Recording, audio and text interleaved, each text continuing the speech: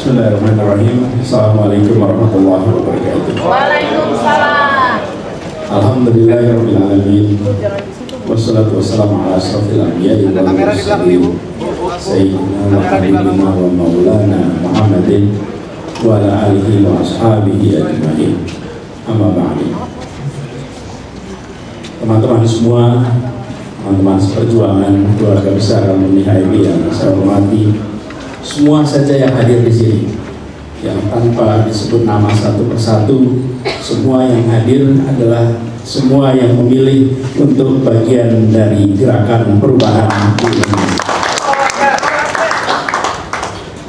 Pertama, terima kasih kepada Kang Wijaya yang menginisiasi kegiatan ini, khususnya kepada Bang Taufik yang pada saat kita berdiskusi beliau sedang terbaring dalam perawatan di Singapura. 2 minggu lalu saya menjenguk, kondisinya memang penuh dengan tantangan.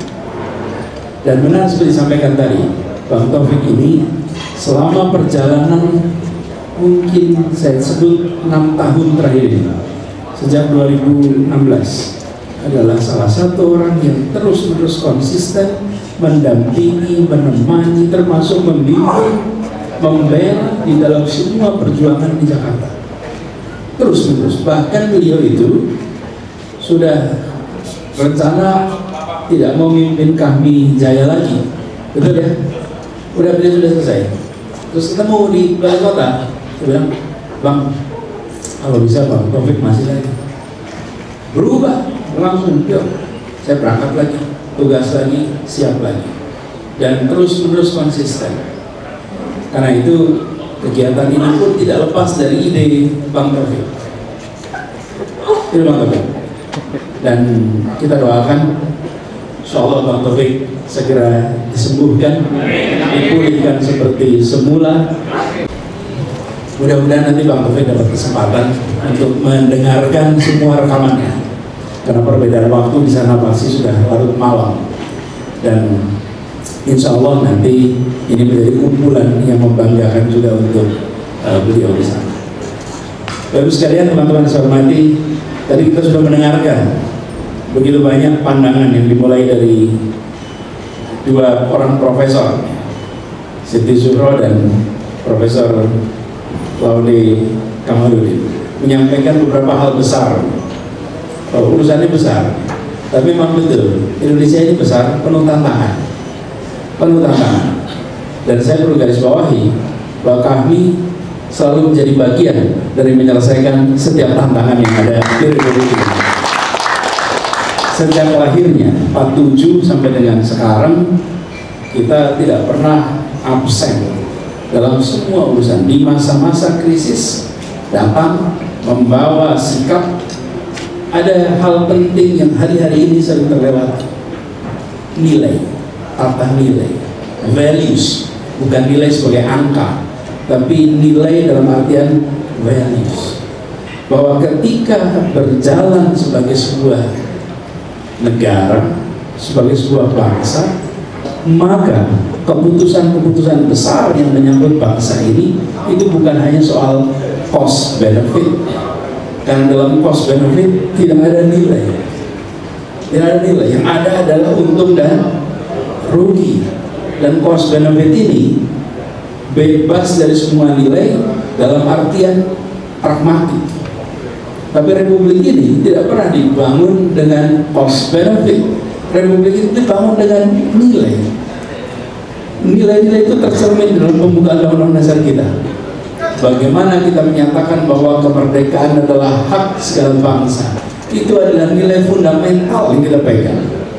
Dan ini yang dipegang terus oleh HMI dan kami. HMI tidak dibangun dan bekerja dengan cost benefit, tapi dibangun dan bekerja dengan membawa nilai-nilai perjuangan. Kita dulu namanya apa? NB. Panjangannya apa? Panjangannya apa? Kata pertamanya apa? Nilai. Membawanya itu nilai. Ini yang hilang. Jadi ketika kemudian nilai itu tidak dijadikan sebagai pegangan, segalanya menjadi boleh. Segalanya menjadi boleh. Dan nilai-nilai itu yang harus kita kembalikan. Jadi ketika kita bicara perubahan, maka kita artinya mengembalikan nilai-nilai menjadi pegangan di dalam menjalankan pengelolaan Republik ini. Ini harus kita pegang. Nah, ini tadi juga yang kita dengar. Jadi saya menarget, saya sampaikan Pak Willy tadi, Pak Siti Suro, bahwa kita sedang istrinya sakit, sedang banyak masalah, banyak tantangan. Dan betul, statusnya saya ini adalah memang kalau ditanya pekerjaan saya ini mungkin perlu daftar kartu prakerja. Belum ada pekerjaan sekarang ini, kosong, bisa kanan gitu. Hari ini bisa di sini, besok bisa ke Surabaya, gitu kan. Jadi kita bisa kemana-mana gitu, memang. Makanya waktu itu ada kaosnya tuh. Abdi nungedet, nungedet, nah anjir nuket. Kita yang keliling kenapa jadi yang lain yang pada pusing. Nah kita coba jalankan ini, karena itu teman-teman perjuangan semua yang saya hormati, pesan-pesan tadi saya catat. Dan Bang Laude tadi pesan tentang ada pergantian generasi. Angkanya ada 160 juta generasi baru. Indonesia itu selalu punya generasi baru, dan generasi baru kita itu membawa namanya aja baru, kebaruan. Tapi ada satu hal yang pasti, mereka tidak pernah lepas tangan dari urusan yang ada di Republik ini. Jadi saya mempercayai bahwa generasi baru itu bukan berarti orang yang melepaskan diri dari problem, tapi justru mau turun tangan untuk mengurusi problematika kita. Ada tema-tema yang menarik bagi generasi baru, misalnya seperti lingkungan hidup dan lain-lain. Tapi apa cirinya? Salah satu cirinya mereka memikirkan masa depan. Tema-tema yang menyangkut masa depan itulah tema-tema yang mereka berminat. Tema menyangkut masa lalu, kadang-kadang mereka tidak punya minat. Nah, generasi yang lebih tua itu banyak ceritanya masa lalu. Dan itu juga barangkali pembedanya, Bang. Kalau ada orang yang pegang mikrofon dan mulai dengan kalimat dulu, ini sudah tua. Ini sudah tua. Jadi Bang Yamin dia boleh pakai kata dulu. Karena kalau pakai kata dulu berarti tanda-tanda sudah tua. Kalau mulainya besok, kelak, ini berarti masih muda. Rambut boleh warna apa saja. Kalau bicaranya masa depan, maka sesungguhnya masih muda. Kira-kira gitu. Ya, itu catatan saya perhatikan nanti. Dan ada beberapa hal tadi disampaikan seperti Mas Priyo juga, ke depan kita punya yang disebut sebagai orang-orang yang senyap, tak bersuara, tapi punya aspirasi. Aspirasinya bukan aspirasi pribadi, aspirasinya aspirasi untuk negeri. Yang hari ini banyak yang diam, banyak yang tidak bersuara. Dan ini adalah sesungguhnya potensi yang harus dijangkau, harus kirimkan pesan. Jadi pada malam hari ini saya ingin sampaikan pada semuanya barangkali harapan untuk bisa menjangkau semua, seperti tadi yang disampaikan dari NTT tadi, Bang Anwar menyampaikan untuk jangkau semua. Ini saya mau garis bawahi kenapa saya meminta ini kita kerjakan sama-sama. Karena saya pun berada di sini itu karena saya dapat panggilan tugas. Saya tidak, coba boleh dicek ceritanya, bagaimana PKS memutuskan, bagaimana Demokrat memutuskan, dan bagaimana yang pertama Nasdem memutuskan. Itu semua adalah proses pengambilan keputusan yang saya tidak berada di dalam ruang pertemuannya. Dan saya tidak berada di dalam posisi untuk mempengaruhi keputusan. Ketika Nasdem memutuskan 3 nama, lalu Nasdem memutuskan 1 nama, proses itu proses yang isolated dari saya. Saya dipanggil untuk bertugas. Dan ketika saya dipanggil untuk bertugas, diberi amanat untuk menjadi calon, pada saat itu saya dalam posisi bawahnya hanya satu, gagasan, dua, rekam jejak, tiga, bukti yang sudah dikerjakan bawahnya itu. Dan itu kemudian sekarang saya ingin ajak pada semuanya, ini tugas yang diembankan lewat partai yang bisa memberikan boarding pass tadi ya, Pak Zaid.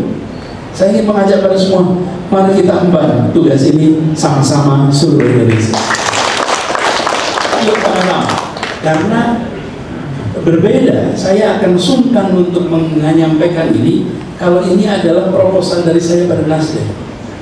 Kalau itu proposal saya, maka saya dalam posisi berbeda sekali. Ini adalah saya mendapatkan amanat dan saya mengajak pada semua bantu dalam mengemban amanat ini. Karena amanat ini bukan amanat yang kecil, amanat yang besar dan dititipkan untuk melakukan perubahan. Tentu kita mengatakan perubahan, saya ingin garis bawahi, bukan berarti menghilangkan yang kemarin. Kadang-kadang kalau kita dengar kata perubahan berarti hilang. Ada komponennya 4 minimal. Apa yang harus diteruskan, apa yang harus dikoreksi, apa yang harus dihentikan, dan apa hal baru yang harus dilakukan.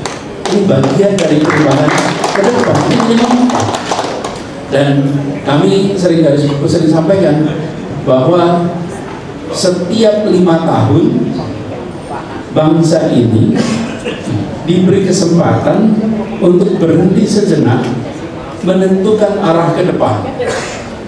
Kita yang zaman SMA, SMP, pramuka atau pecinta alam kan sering ikut pengembaraan itu kalau pengembaraan di medan terbuka, kita jalan 1 regu, setelah berjalan 2 jam kita berhenti, buka kompas.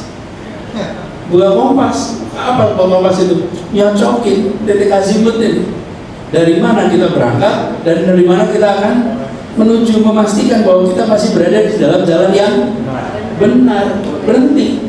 Ketua regunya kemudian ditentukan untuk fase 2 jam berikutnya. Negara ini pun begitu. Setiap 5 tahun berhenti sejenak. Bukan untuk membandingkan dengan 2-3 periode kemarin, tapi untuk membandingkan apakah arah yang kita tempuh masih sama dengan cita-cita Republik ini. Jadi mengambil garis lurusnya itu bukan dari garis lurus periode kemarin, dari periode 2-3 periode, tapi diambil garis lurusnya dari pendirian Republik. Karena itulah titik awal kita berangkat. Dan akan kemana? Yang dikatakan pada saat Republik ini berdiri, kita akan meraih sebuah masyarakat yang menghadirkan keadilan sosial bagi seluruh rakyat Indonesia. Jadi titik berangkatnya itu 45, titik ujungnya adalah keadilan sosial. Jadi ketika kita melihat titik ke depan, itu bukan semata-mata membuat garis lurus dari semati yang kemarin, bukan. Karena sering sekali ketika kita berbicara seakan-akan pertanyaan mau melanjutkan atau tidak melanjutkan. Bukan, justru ini adalah kesempatan untuk menarik garis dari arah awal Republik ini. Dengan begitu, cita-cita yang dituliskan oleh kaum terdidik di masanya. Saya kebetulan berkantor di Balai Kota, dan Bapak Ibu sekalian, saya salah satu kantor yang paling dekat lokasinya dengan tempat di mana kesepakatan pendirian Republik ini itu dibuat. Namanya Gedung Pancasila di kantor Kemlu. Jadi saya selalu sampaikan dalam pertemuan dengan para kepala dinas semuanya, Bapak Ibu sekalian, saya dapat amanat dari rakyat Jakarta dan kita berkantor jaraknya kira-kira 1,1 km, 1.100 meter dari Balai Kota Gedung Pancasila itu. Cita-cita dan janji Republik ini itu menghadirkan keadilan sosial. Jadi kita yang bekerja di tempat ini harus terjemahkan dalam semua urusan kita. Sudahkah dalam semua urusan aspek keadilan sosial menjadi prioritas utama pembuatan kebijakan? Semuanya, dari mulai transportasi sampai taman sampai itu. Dan ketika pertama kali itu disampaikan, yang ngurusin taman juga mikir, gimana ya taman semua keadilan sosial? Gimana transportasi semua keadilan sosial? Karena seakan-akan seperti nggak nyambung. Tidak, itu semua harus tercermin dalam prioritas. Dan itu kemudian dilakukan reform. Dilakukan reformasi yang agak serius. Tapi saya tidak panjang mau bahas di situ.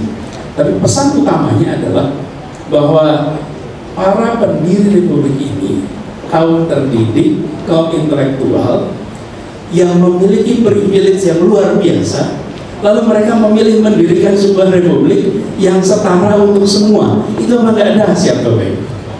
Kalau dulu mereka berpikir tidak setara, hari ini tidak ada orang biasa-biasa saja bisa jadi wali kota, tidak ada biasa-biasa saja jadi bupati, tidak ada orang dari background keluarga non-ningrat, non-aristokrat bisa menjadi seseorang. Lihat tetangga kita, mereka mempertahankan aristokrasi. Di sini feodalisme dihilangkan, kolonialisme dihilangkan, aristokrasi menjadi warisan budaya, bukan sebagai entitas politik. Lompatan yang dahsyat mungkin banget. Jadi hari ini, ketika kita menyaksikan di republik ini, ada suasana yang berbeda dari suasana pendirian republik itu. Ini harus diluruskan. Harus diluruskan bagaimana orang-orang yang mendirikan republik ini, itu yang namanya integritas dijaga luar biasa. Kita tadi Mbak Rahmat cerita soal angka yang 300 triliun. Kita jadi ingat cerita Safruddin Prawira Negara, mimpin Bank Indonesia, ambil keputusan ABCDFG, dan Pak Asaf kita ambil keputusan di saat istri keluarga di rumah sedang kesulitan finansial, dilakukan pemotongan uang.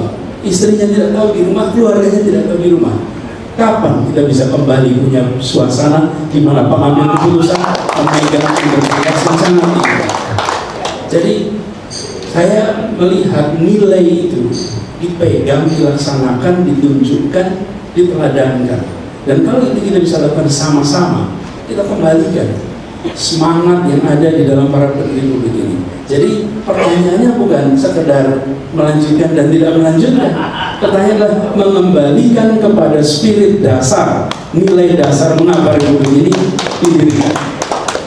Kalau pakai bahasanya Nasdem adalah restorasi. Oke. Karena restorasi itu artinya mengembalikan kepada yang awal, kembalikan awal. Nah, ini menurut saya harus menjadi pesan bagi semua. Nah, saya berharap kita semua menggaungkan pesan perubahan dan tidak perlu menakutkan. Justru ini adalah untuk kebaikan bagi semuanya. Harus kebaikan bagi semuanya.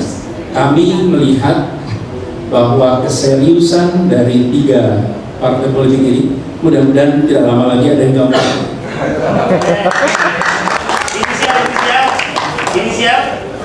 Kita biasa kerja selesai baru pengumuman. Bukan pengumuman pesta pora nggak jadi barang. Mudah-mudahan ada keempat, mudah-mudahan ada kelima nanti.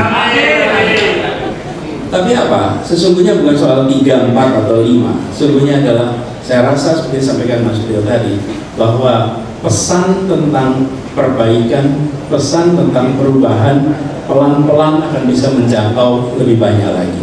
Dan harapannya kami menjadi jalur untuk penggandaan pesan perubahan ini di seluruh Indonesia. Jadi terus sekalian dihormati, tantangannya besar dan dinamikanya luar biasa. Tadi disampaikan juga dari beberapa daerah betapa suasana yang dihadapi di berbagai tempat itu berbeda. Ini tercermin sesungguhnya dari perasaan banyak orang tentang kualitas demokrasi. Saya sering dapat pertanyaan itu, Pak, apakah kualitas demokrasi kita menurun?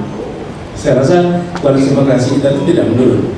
Tetapi orang-orang yang tidak komit pada demokrasi sekarang lebih berani untuk mengungkapkan pikirannya. Saya ulang, mereka yang tidak komit dengan prinsip demokrasi sekarang lebih berani mengungkapkan pikirannya. Karena itu kita yang komit dengan demokrasi harus lebih kuat lagi mengungkapkan pikiran kita. Kita tidak pernah membayangkan ada petinggi menyatakan mari kita ubah konstitusi. Tidak pernah membayangkan. Kalaupun ada di pertemuan ruang-ruang tertutup kan, tapi di ruang terbuka mengatakan itu tidak pernah terbayang. Kok ada orang yang berada dalam posisi kunci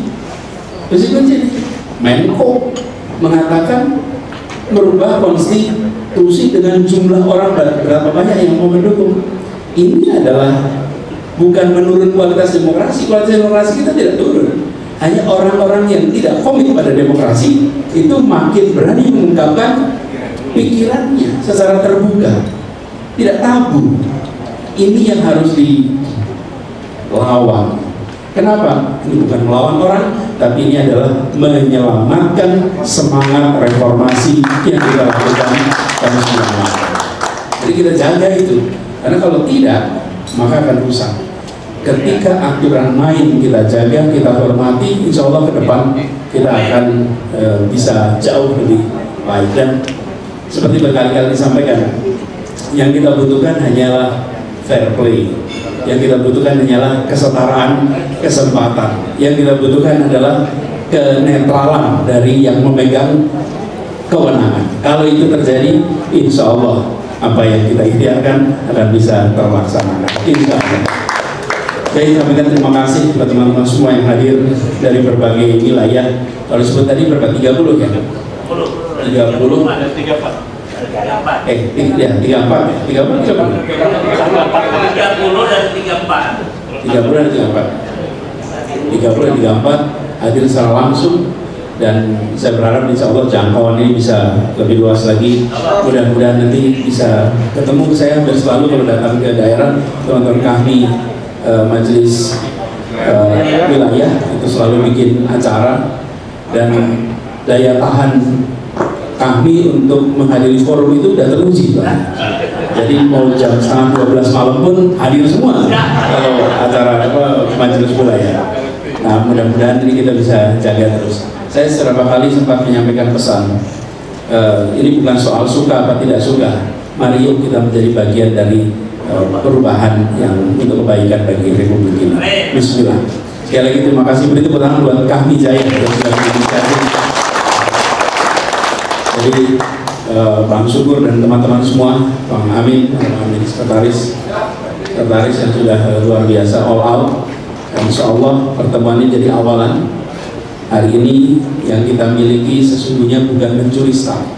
Kalau mencuri start itu kesannya seperti tengok kanan kiri cari kesempatan nyelonong. Bukan, ini adalah head start. Bukan mencuri start, ini head start. Head start itu artinya apa? Head start itu artinya seperti kita sekolah aja, kelas 5 nggak usah lewat kelas 6 langsung kelas 1 SMP.